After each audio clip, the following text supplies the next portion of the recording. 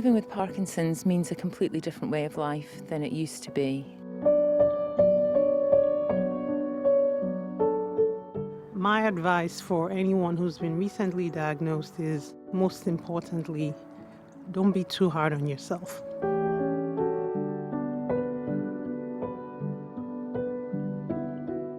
Really important that people recognise you don't have Parkinson's, your family has it.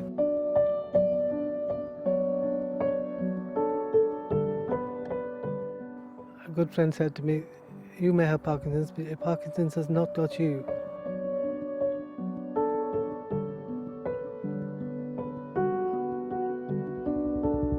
So, Mike, the last time we saw you was at your mum and dad's house. It was. Are you wobbly today? Yes, I'm wobbly You're today. a bit wobbly. We'll be wobbly, yeah. You all right? Yeah, not bad though. How's everything else? You jig dog? Been out for your run this morning? But we're here today to talk to other people and families who are affected by Parkinson's. What do you hope to learn? I just think it's all about the different stories, the different journeys. Everyone's symptoms are so different. I think the more you can learn and absorb, the more people it will help. Ready to meet them? I am ready. Let's go. My name is David. I'm 77 years old. I lived with Parkinson for 14 years. Oh, that's better. So you're 63 when you got diagnosed? Exactly, yeah. What I had was symptoms were tingling in my left side. And I'd been a fairly active sportsman, although not at your exalted level, but I played a lot of rugby for Do fun. we need to talk about Wales-England rugby first? Or, Get it out of the way. No. And I thought, oh, this is trapped nerve, it's just a problem. I'm going to send you to a neurologist. Within 2 minutes, he said, you've got Parkinson's. David came home. He'd gone to the hospital appointment on his own, and he came home and told me, I've got Parkinson's, and I laughed. I thought, matter of fact, yeah. I've got Parkinson's. I've got Let's Parkinson's. move on. We stood in the hall. What are we doing for tea? Yeah, exactly. What are you making? Because he's the cook in the house. So what are you making for tea? And I didn't accept it. And then he got the message across. Actually, I have got Parkinson's. You know, we're 14 years down the line now, and I think I'm probably still in denial quite a lot. And you kind of started living with it psychologically straight away, and I've been blocking it out for years. You know, my mum also is basically a primary carer and sort of puts her own things aside, which she shouldn't be doing. My mum's been amazed by the stuff that Sally did with my mum and dad, and how many people have now offered to come and have a chat, play chess with my dad, play cards with my dad while she can get out.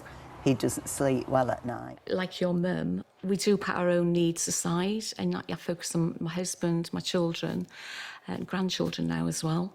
He's a husband. He's not your job. Yeah. So you've always got to make sure you get that balance of that right. Otherwise, it can weigh you down. I've seen it with my mum and dad. It can weigh you down. My name is Omotola.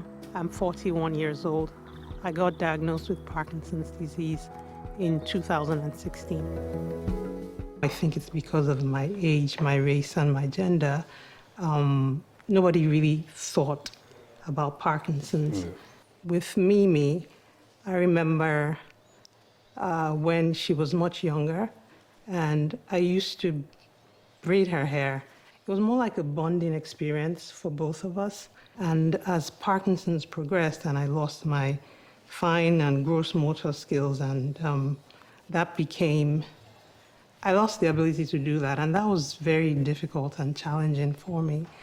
I didn't want to fall into despair. I knew that I didn't want to let this illness get the best of me or be overcome by it. I've looked at this as an adventure. It's not an easy one, but yeah. Wow. My name's Alison. I'm 52 years old. I've been diagnosed with Parkinson's for 6 years. You kind of just feel like your whole world's been blown apart. I was probably in that dark place for 3 or 4 months. I remember crying every morning and every night. God, this is what I've got to deal with, and it's, and it's day in, day out. I think I kind of, as a mother, you kind of don't want to... Protecting. You want to protect your kids a little bit, and it's no point in telling them the full story right at the beginning. And I was a nurse. I nursed for 20 years, so nursed lots of people with later stage Parkinson's, so I knew what it looked like.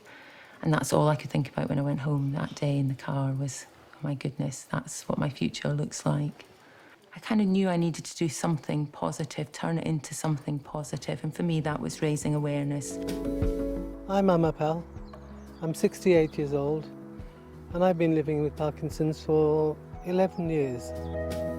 Do you want to just describe your journey of what you first thought about when you noticed you might be having symptoms, and then how was the journey to then getting to the doctor and getting checked? Well, I was ignoring the symptoms, if I'm honest.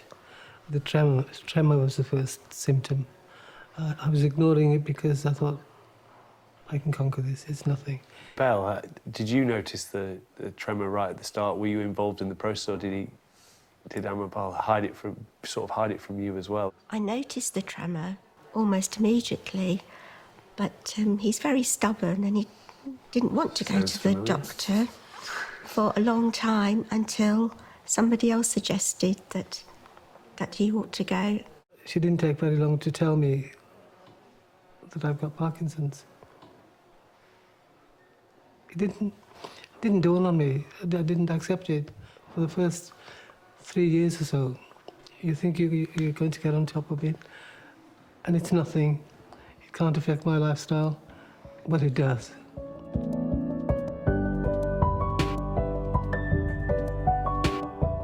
It's just such a wide spectrum of people. I sort of connect with David because I see what my mum and dad have gone through.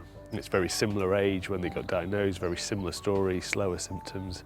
Same with Amarpal in terms of, he's sort of been figuring it out for himself, and it's been fascinating, actually. So what needs to happen now? Well, I think a few things have come out of today. I think there is a real place to be building a database that is easy to find for everyone to use, to go and people to share their stories, share their symptoms. Obviously, doctors, neurologists are going to differ in their advice, so you almost need to read the stories to actually figure out what's going to work for you, what's going to sit better with you. So I think that's definitely somewhere we could get to that would a resource that people who are newly diagnosed, or if people who are walking the path and just at a plateau, can go and try and tap into and basically upskill themselves with it.